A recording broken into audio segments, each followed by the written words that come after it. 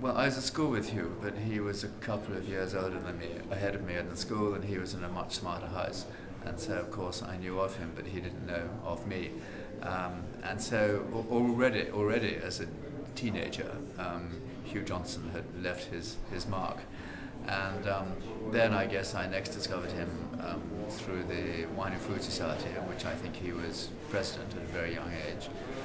And then, bit by bit, when I had my shop in Paris, he used to come and call in, and he wrote the introduction to a book, my first book I wrote on French country wines.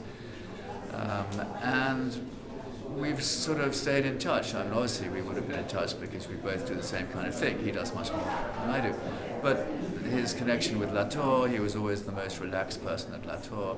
And one thing that's wonderful about Hugh, despite this huge erudition, and despite this huge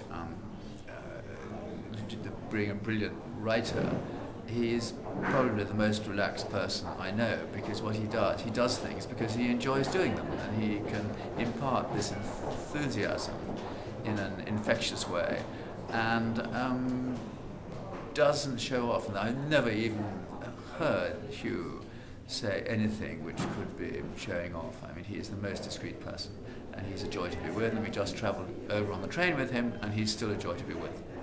My favourite memory of Hugh was when I first started at Decanter, and I was going out to have lunch with him, and we were going to Bibendum, which at the time Simon Hopkinson was cooking, and it was the place to go.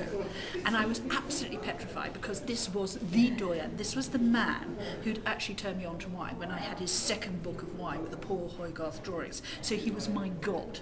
Anyway, very nervously I sat down, and it was just like being with the most wonderful man in the world. He was utterly charming, and I always remember he chose the wine off the list, and it was a Madaron, and it just sort of summed up Hugh. He wasn't going to go for the flashiest or the most expensive. He was going to go something that was authentic, artisanal and original, and that just is Hugh, and that's why I adore him.